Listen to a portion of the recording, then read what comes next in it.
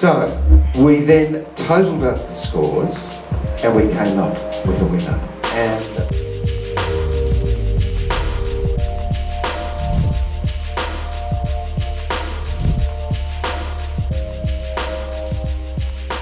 it was actually originally a concept that a friend of mine had when we were sort of running some side shows called Open Dex Fest, which was an opportunity for DJs to enter and come and play their first sort of gigs at some bars and showcase their talent and sort of get out of the bedroom and, you know, being able to DJ for the first time to a crowd. And then we actually came up with this side idea which we brought to Kiss FM, which was around, you know, the same sort of thing but doing it live on air. So, you know, bringing DJs on the radio and then interviewing them, get them to tell us a little bit about their story, and then, you know, getting them to play live on the radio. And then from there, we actually got the opportunity with DJ City. They wanted to get on board, they loved the idea, and, you know, they actually started throwing a prize behind it, so we turned it into a little bit of a competition, which was really cool. And now we've got this massive prize pool that we're really excited to give away, and we've ranked all the top DJs out of the 54 contestants that have come on the show, and yeah, really excited to announce the winners and do the final event.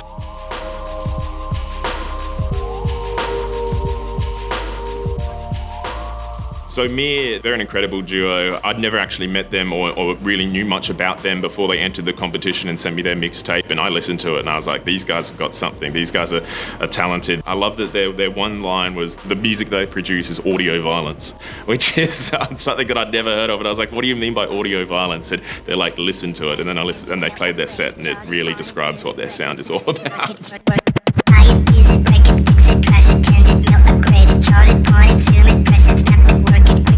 When we started off, originally, because I'm a producer from the dubstep back days, and that was like in high school times, and then we became best friends over schoolies, and same music tastes, we're around the same type of people. We paid $100 for our first little mixer, and we just played on that, played on that, played on that for hours and hours and hours.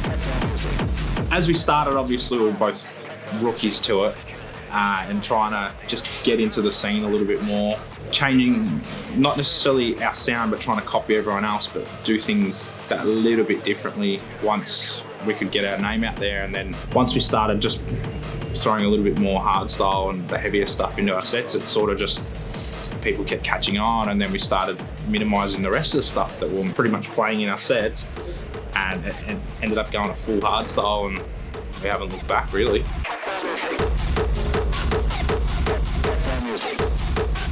Yeah, Vassago, I'd never actually seen play before. He wanted to come on the show, and he sent me his mixtape. It wasn't one that I would have normally chosen because it was probably a little bit more commercial than I'd normally go. But then when I actually had him on the show, he blew me away because he's probably the most technical DJ that I've had on the show. So when I first started DJing, I was roughly around 14. My mum bought me this crappy ass deck called the M-Dex 2.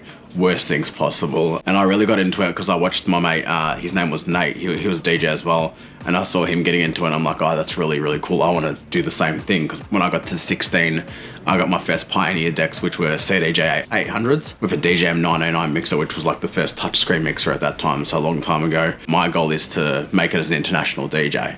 So my goal is to do that, and obviously I'm tapping into that social network market, viewers and stuff like that to get there.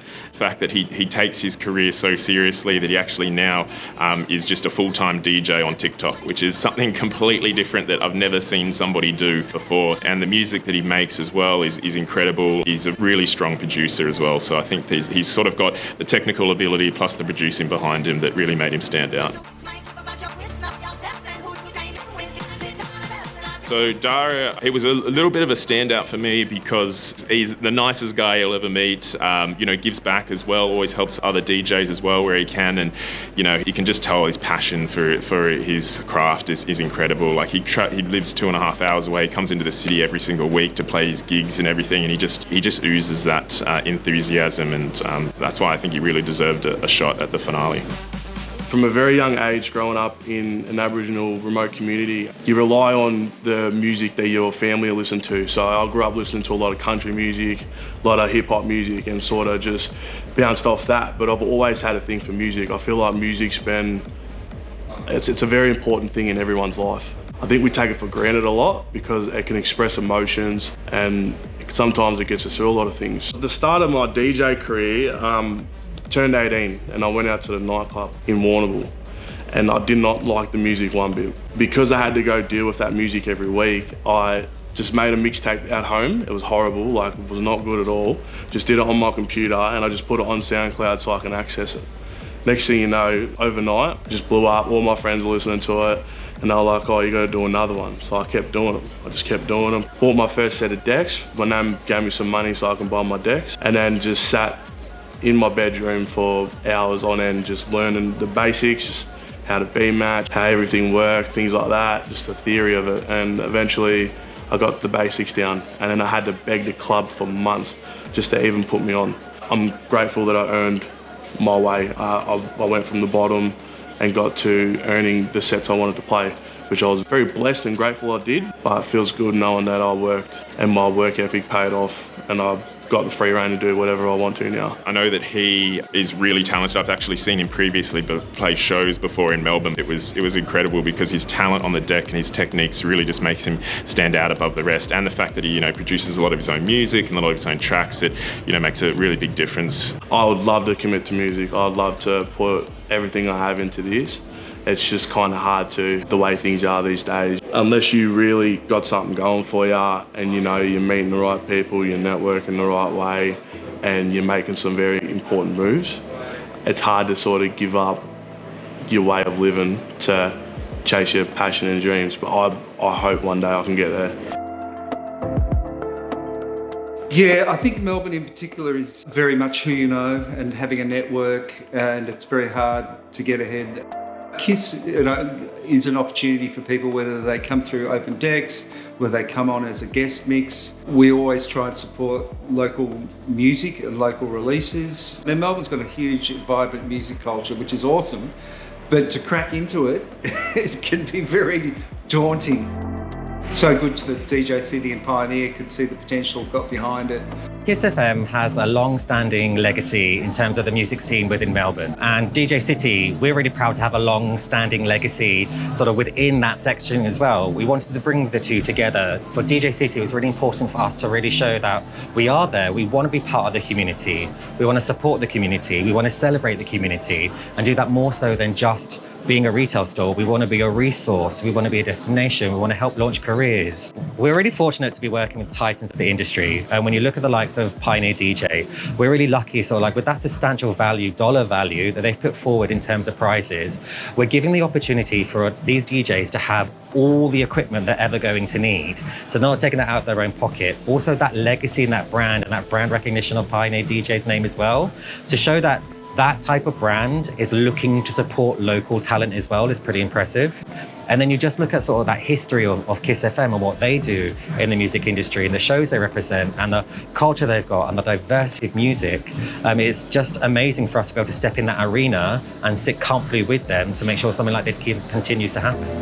Well, in regards to Open Dex, I feel like the first couple of things we saw was online, and from my personal experience, I looked at it and I was like, wow, that's something really cool. That's something that hadn't been done in the scene specifically. The fact that the radio was involved, the position of giving plenty of different genres, plenty of different people, different chances, that was something that appealed to us in general.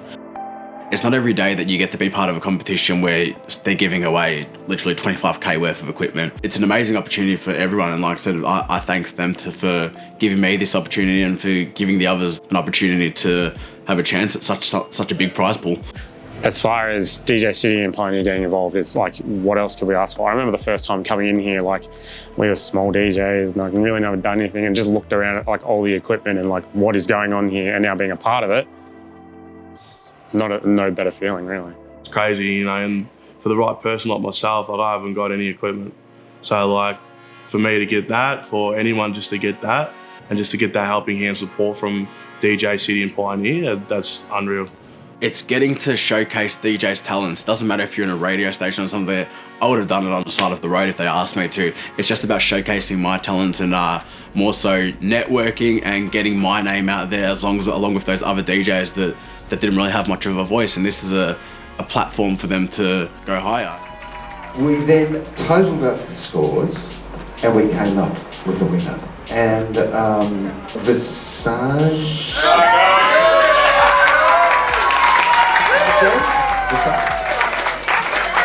Thank you, mate. I just won the Open Dex competition. Congratulations, Vassago, for winning.